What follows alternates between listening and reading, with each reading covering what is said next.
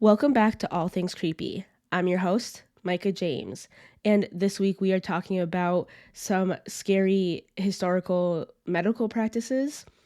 Now, there are some that you probably already know about, like there's leeching and bloodletting. So basically, in history, like people would be bled to let all the bad blood out to help with fevers or other ailments. Leeching specifically is still used today. I know when people get anything done in relation to the chest, sometimes there is danger of like the nipples falling off, that kind of thing. So they'll use leeches to like help the blood flow, that kind of thing. I know there's other uses for it, but that's the one that I know they still use it for. I feel like you guys probably already know about lobotomies. So I try to stick with ones that aren't as well known.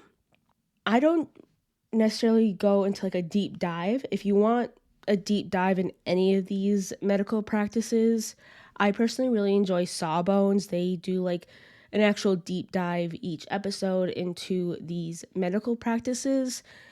I just wanted to give you like a little snapshot of some of the ones that I found to be like extraordinarily creepy or just weird in general that I felt like were worth telling you about. So, with all that rambling out of the way, let's take a dive into these medical practices.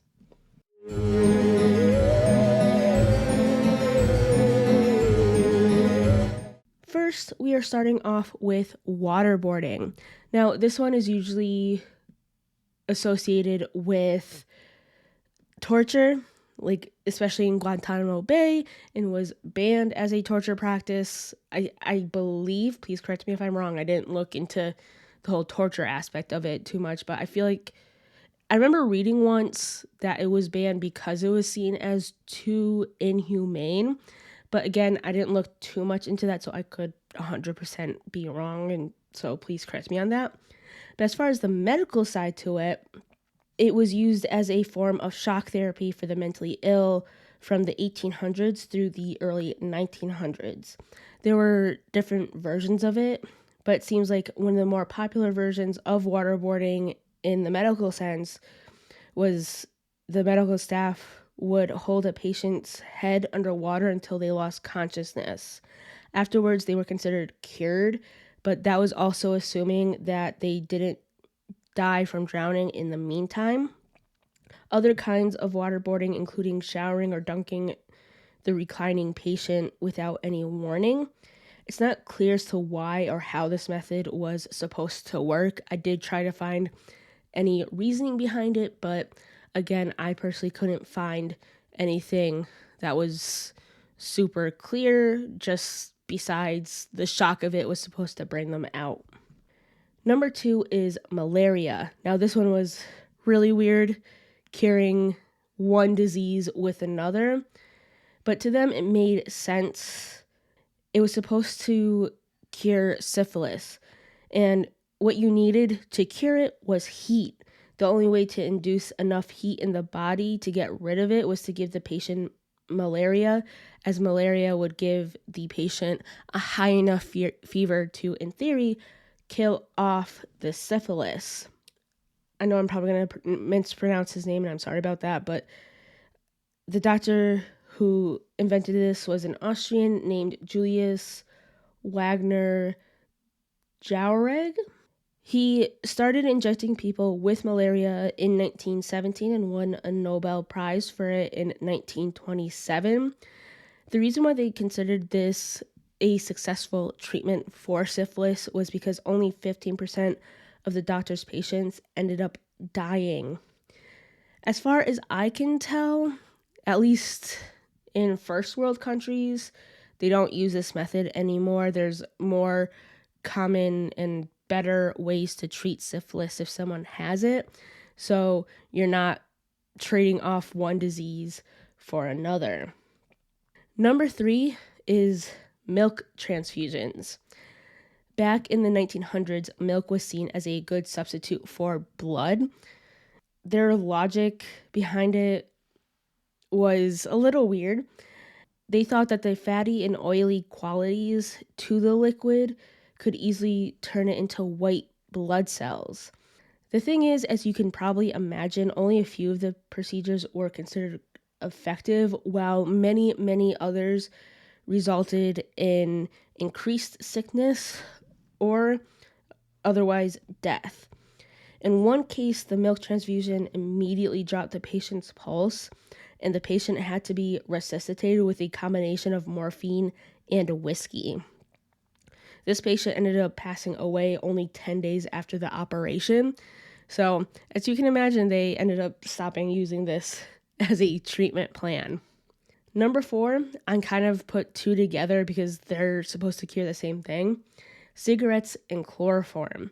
They were both considered cures for asthma. For cigarettes, as we know, they now do the opposite. They make asthma worse. But I couldn't find the reason why this was supposed to work. The closest reason that I could find was that like maybe the two were supposed to cancel out each other, but again, I couldn't find like an official reason.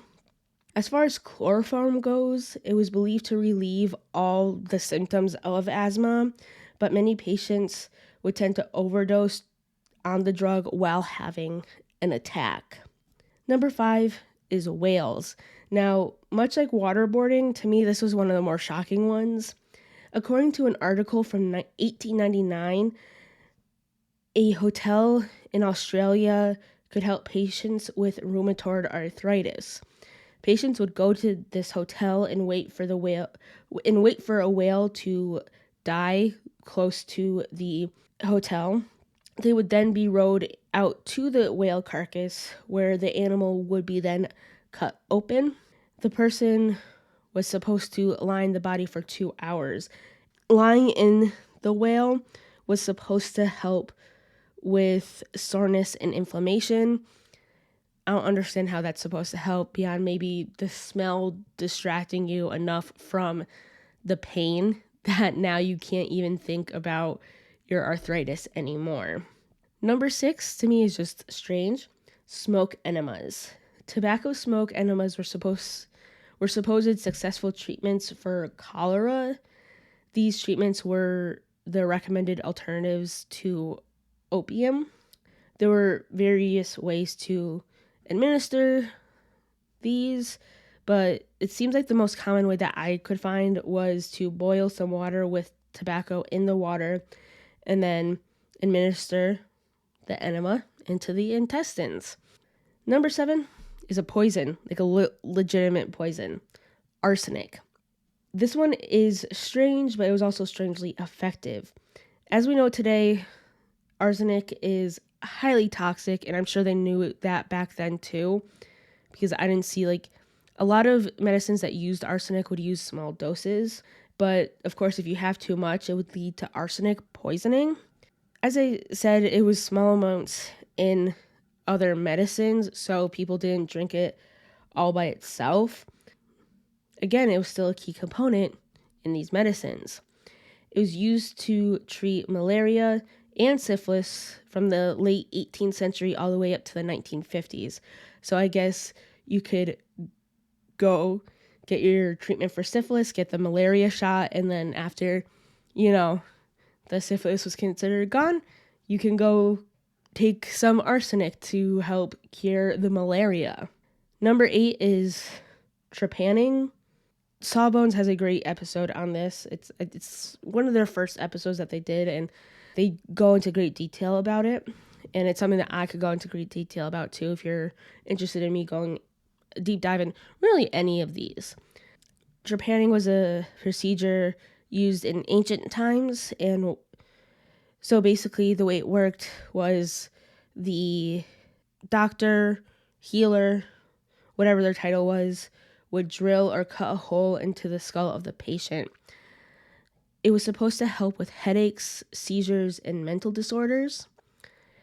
And as you can probably imagine, it was done without the use of any type of anesthesia or sterilization, as those things came like right around, the 1800s is when it those things started to come about, or at least the modern use of it that we know today.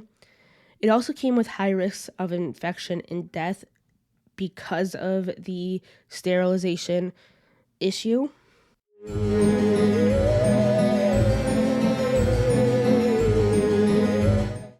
So, those were 8 different scary historical medical practices. If there are any on the list that I went over that you want me to go into more detail about, please let me know. Or if there are any specific ones that I didn't cover that you want me to cover, I will do that as well. You can find me on Instagram and TikTok and YouTube. You can also email me. All of that will be in the show notes.